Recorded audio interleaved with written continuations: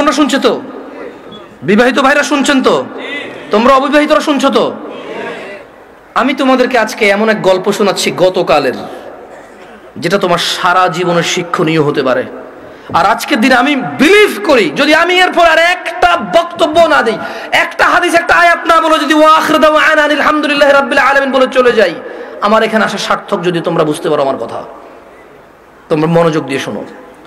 গতকাল এমন একটা প্রশ্ন আসছে আমার কাছে, আমি তালাক সম্পর্কে কথাটা মনোযোগ দিয়ে শুনবেন। এখানে অবিবাহিত কারা আছো? হাত তোলো তো। অবিবাহিত কারা আছো? ঠিক আছে। আরে হাসার কি, যে এই বাঙালি যেটাই কই এটা হাসে, কি দুনিয়াটা কৌতুক বানাবে। অবিবাহিত কে আছে এটা কি হাসার কিছু হয়ে গেল? কি মানে বুঝলাম না জিনিসটা। তো এটাও হাসার কিছু? ভাই আমি এখানে বললাম যে অবিবাহিত কারা আছে, সবাই হাসা শুরু করে। মানে কি কি কয় শরম পাইছে? আপনাকে বলছে ওরা শরম পাইছে? কে বলছে? জবাব দিয়েছেন কি এখানে? আপনার তো জবাব তো ঠিক হয় না ওদের পক্ষ থেকে। ওরা তো বলে না ওরা শরম পাইছে। ওদের কাছে মনে হয়েছে হুজুর এখন কৌতুক করবে। বিবাহিত যারা আছো হাত তোলো তো। মাশাআল্লাহ, তাবারকা, বসেন। তো আমি তেমন কখনো ব্যক্তিগত বিষয়ে তেমন বলি না মাহফিলে, এটা আপনারা অনেকে হয়তো জানেন যারা আমাকে চেনেন। গতকাল আমার কাছে এক প্রশ্ন আসলো তালাক বিষয়ে। আমি বেশিরভাগ সময় অ্যাভয়েড করি তালাক বিষয়ে প্রশ্ন। এমনিতে আমি নর্মালি কোনোদিন কোনো ফতোয়া দিই না। যখন নতুন বাংলাদেশে আসছিলাম আমি সৌদি আরব থেকে, তো আরও অনেক ছোট ছিলাম, রক্ত অনেক গরম ছিল, তখন আমি বিদআত শিরক এগুলো নিয়ে প্রায় ফতোয়া দিতাম, আর অনেক ভেজাল লাগতো, সত্যি কথা। আল্লাহ আমাকে আশ্রয় দিয়েছে। পরে আমার উস্তাদরা, বড়রা যারা আছে, তারা আমাকে বললো যে জামশেদ তুমি ফতোয়া দিও না, কোরআন সুন্নাহ থেকে মানুষকে তুমি আহ্বান করো, ভালোর দিকে ডাকো, মন্দর দিকে নিষেধ করো। আল্লাহ তোমাকে যতটুকু তৌফিক দিয়েছে। ফতোয়া অনেক বিস্তর বিষয়, অনেক সিচুয়েশনের উপরে ফতোয়া চেঞ্জ হয়। দেখা যায় একই বিষয়, মানে সাবজেক্ট এক, পরিস্থিতিতে দুই রকম অ্যান্সার হয়। সে তোমার এখনো সেই প্রজ্ঞা যদি না হয় তুমি দিও না, আর প্রজ্ঞা হলে দিও। তা আমি ওনাদের কথা চিন্তা করেছি যে আমার সেই প্রজ্ঞা হয়নি যে আমি দিব। কারণ এখানে হানাফিরা বলে যে একসাথে 3 তালাক দিলে হয়ে যায়, আর শাফি হাম্বলিরা বলে যে যতবারই তালাক দেয় একবার। এখন যারা হানাফি নিজেদেরকে বলে ওনারাও কিছু দলাইল পেশ করে, আর যারা শাফি মালাকি আছে বা আহলে হাদিস সালাফি আছে তারাও সূরা বাকারার মধ্যে যেমন আত-তালাকু মাররাতান, তালাক 2 বার, মানে 2 দফায়, এভাবে দিয়ে বলে। তো আমি চিন্তা করছি এটা বড়দের বিষয়। কার বিষয়? এটা আমার ম্যাটার না, আমার এত জিম্মেদারি নেওয়ার এখনো অতটুকু যোগ্যতা হয়নি। তো বেশিরভাগ তালাকের যখন প্রশ্ন আসে, আমি বড় বড় আলেম যাদেরকে চিনি, যেমন আমি সৌদি আরবে ছিলাম, তাহলে বেশিরভাগ যাদেরকে আমি চিনি তারা মদিনা ইউনিভার্সিটির স্কলার। কেউ হাফার আল বাতান ইসলামিক সেন্টারের লেকচারার, কেউ রিয়াদ ইসলামিক সেন্টারের লেকচারার, কেউ আল আহসা ইসলামিক সেন্টারের লেকচারার সৌদি আরবে, যাদের সাথে আমার পরিচয় আছে খুব ছোটবেলা থেকে, আমি যাদেরকে চিনি, যারা আমাকে খুবই আদর করে। তো আমি যেটা করি, যখন এই তালাকের মাসলা মাসাইল আসে, নর্মালি কোনো প্রশ্ন আসলে আমি জবাব দিই না, কিচ্ছু রিপ্লাই করি না, কারণ আমি জানি আমি ফতোয়া দিব না, আমি ইগনোর করার চেষ্টা করি। খুব সহজ থেকে সহজ প্রশ্ন আসলো দিতে চাই না, কাউকে না কাউকে ট্রান্সফার করে দিই। তো ওই একটা বোন মেসেজ লিখলো, আমি ওয়ালাইকুম আসসালাম দিয়ে লিখেছি আপনি যে কোনো প্রশ্ন লিখে করেন। তখন সে লিখে প্রশ্ন করলো যে তালাকের বিষয়। আমি বললাম যে আমি তালাকের বিষয়ে ফতোয়া দিতে জানি না, আমি একজন বড় আলেমের নাম্বার দিচ্ছি, আপনি ওনার সাথে কথা বলে আপনি জেনে নেন, হোয়াটসঅ্যাপে মেসেজ দিয়ে ওনাকে কল করি, সমস্যা নেই। এখন উনি আমাকে একটা ভয়েস মেসেজ পাঠাইলো যে ওনার হাজব্যান্ড ওনাকে তালাক দিয়েছে 3 বার। এখন উনি নানা হুজুরের কাছে গিয়েছে যে উনি এখন এই স্বামীর ঘর করতে পারবে কিনা। ওনার স্বামী অনুতপ্ত, উনিও অনুতপ্ত। আমার বোনরা শুনছে তো? না, আমার বোনরা শুনছে তো? বিবাহিত ভাইরা শুনছেন তো? তোমরা অবিবাহিতরা শুনছো তো? আমি তোমাদেরকে আজকে এমন এক গল্প শোনাচ্ছি গতকালের, যেটা তোমার সারা জীবনের শিক্ষণীয় হতে পারে। আর আজকের দিনে আমি বিলিভ করি, যদি আমি এরপর আর একটা বক্তব্য না দিই, একটা হাদিস, একটা আয়াত না বলে যদি ওয়াখির দাওয়ানা আলহামদুলিল্লাহি রাব্বিল আলামিন বলে চলে যাই, আমার এখানে আসা সার্থক। যদি তোমরা বুঝতে পারো আমার কথা, তোমরা মনোযোগ দিয়ে শোনো। তো বললো যে আমি বেশ কিছু হুজুরের কাছে যতটুকু আমি আমাকে বলেছে যে আমি আহমদুল্লাহ হুজুরকে মেসেজ করেছি, উনি রিপ্লাই করেনি। আমি আজহারি হুজুরকে মেসেজ করেছি, রিপ্লাই করেনি। আমি আব্দুর রাজাক বিন ইউসুফ হুজুরকে মেসেজ করেছি, উনি রিপ্লাই করেনি। আমি কুয়াকাটা হুজুরকে মেসেজ করেছি, রিপ্লাই করেনি। আপনি জামশেদ মজুমদারের ফেসবুকে মেসেজ করেছি, রিপ্লাই করেননি। এর মধ্যে কেউ রিপ্লাই দেয়নি। আপনি আমাকে ওয়ালাইকুম আসসালাম রিপ্লাই দিয়েছেন হোয়াটসঅ্যাপে মেসেজ দেওয়াতে। আমাকে একজন হুজুর বলল আমি আমার স্বামীর সাথে থাকতে পারবো একটা হারাম কাজের মাধ্যমে। কি কাজের মাধ্যমে? হারাম কাজের মাধ্যমে। আমি চিন্তা করলাম, হুজুর যদি বলে হারাম কাজের মাধ্যমে থাকতে পারে, তাহলে হুজুর নিজে তো এটাকে হারাম বলছে, জিনিসটা কি? তখন আমি বোনকে আর সাহস করে কিছু না বলে আমি শেখ মুস্তাফিজুর রহমান বিন আব্দুল আজিজ আল মাদানী হাফিজাহুল্লাহ, উনি সৌদি আরবে হাফারুল বাতান ইসলামিক সেন্টারে ছিল, খুব আদর করে আমাকে। আমি বললাম যে আমি একজন বড় আলেমের নাম্বার দিচ্ছি, আপনি ওনাকে কল দিয়ে আপনার মাসালাটা জেনে নেন, আমাকে আপনার পুরো কথা খুলে বলার দরকার নাই, আপনি ওনার সাথে ডিসকাস করেন। ঠিক 2 ঘন্টা বা 3 ঘন্টা পর উনি আমাকে মেসেজ দিল যে হুজুর আমি একটু আপনার সাথে কথা বলতে চাই। আমি বললাম যে আমি আপনার সাথে কথা বলবো না, আমি আপনাকে যার নাম্বার দিয়েছি যদি ওনার কথায় আপনার কিছু বুঝে না আসে তাহলে আমার কথা আপনার বুঝে আসবে না। বলে যে না হুজুর, ওনার সাথে আমার স্বামী কথা বলেছে, তবে আমার স্বামী একটা বিষয় গোপন করে কথা বলেছে, গোপন করে কথা বলার পরেও হুজুর বলেছে যে তালাক হয়ে গেছে, কিন্তু এখন আমার স্বামী হাফেজে কোরআন, আলেম পাস, আমার স্বামী বলছে তালাক হয় নাই।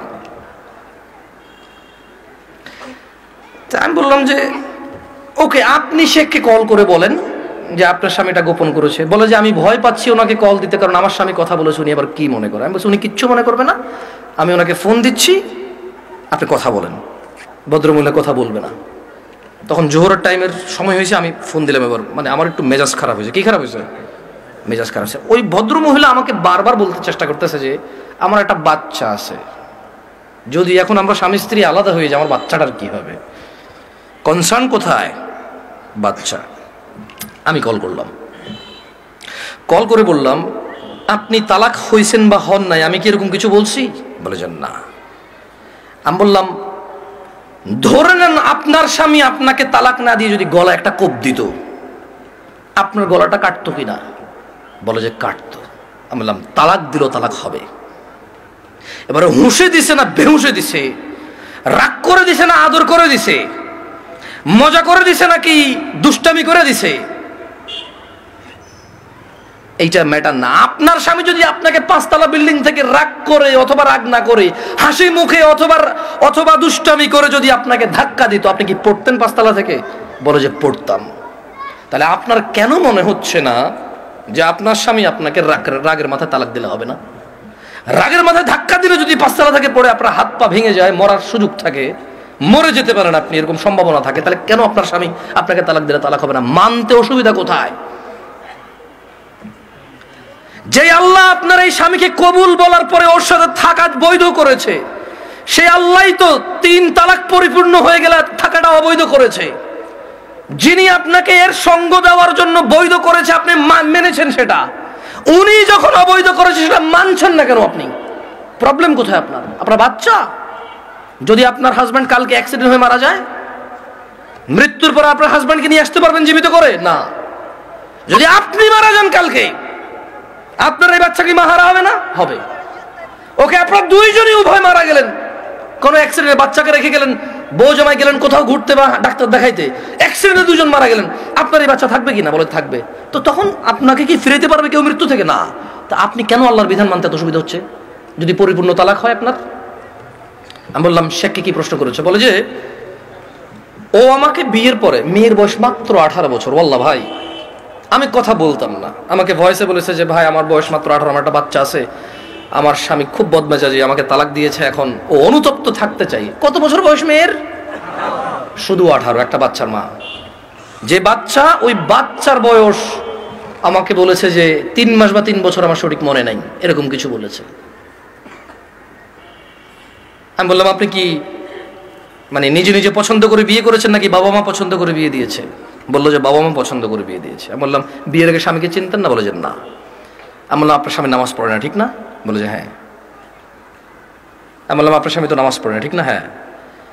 আমি বললাম আপনার স্বামী হুজুর আলেম এগুলো বলে লাভ কি? হাফেজ বলে লাভ কি? ও তো নামাজই পড়ে না। ও তো ধর্মর কোনো মূল্যায়নই করে না।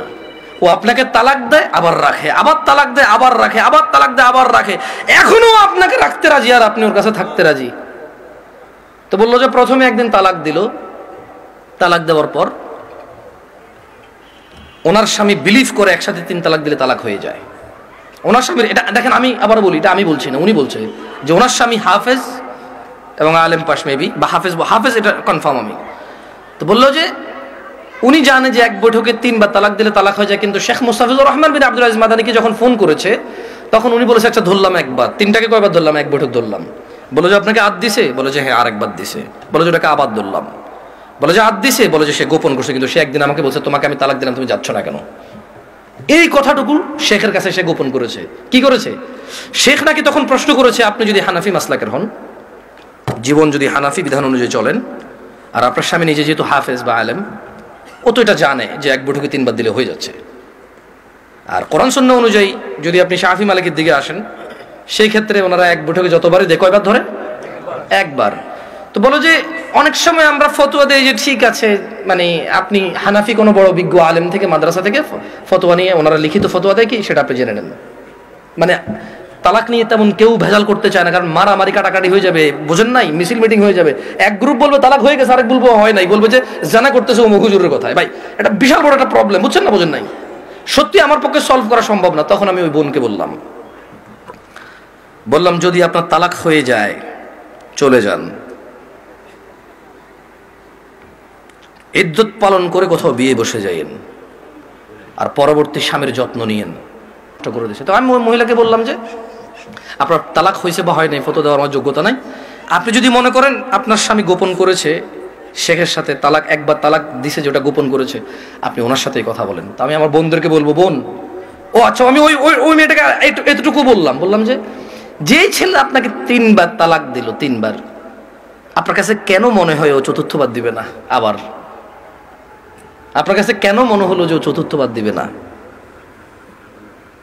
আর এই তো আপনি এই স্বামী ছাড়া থাকতে পারবেন না, আপনার একটা বাচ্চা আছে, কেন আপনি স্বামীর সাথে এমন ব্যবহার করলেন যে ও তালাক পর্যন্ত গিয়ে পৌঁছালো? ওর উপায় কি? ওই বেচারার উপায় কি? ধরলামও খারাপ, ওর চেয়ে নিকৃষ্ট পুরুষ আর এই পৃথিবীতে আমি ধরে নিলাম। আপনি যদি ওর সাথে এমন ব্যবহার করেন যে ও তালাক দেওয়া ছাড়া রেখে উপায় নাই, একটা ঘরে আগুন লেগে গেছে, বের হবে না মানুষ বের হবে না? এই দরজা বন্ধ, সেই দরজা বন্ধ, সেই দরজা বন্ধ, জানালা দিয়ে হলো তো মানুষ বের হবে না? তা আপনি এমন এক সংসারের মধ্যে কেরেঙ্গাল লাগাই দিয়েছেন, কিচ্ছা কাহিনী লাগাই দিয়েছেন, এমন এক অশান্তি লাগাই দিয়েছেন, ও তালাক ছাড়া বেরোতে পারছে না এখান থেকে। এমন করলেন কেন? এই যে এখন কান্নাকাটি করতেছেন, এমন করলেন কেন? এই যে বলতেছেন আমি এখন ধৈর্য ধরবো, আমি আর মুখে মুখে বলবো না, আমি আর ওর অপছন্দ হয় ওর বাবা মায়ের সাথে খোটাখুটি করলে এখন আর করবো না, আমি আগে কেন ভাবেন নাই? আমি আমার বোনদেরকে বলবো তোমার স্বামী আছে, ওকে গুরুত্ব দাও।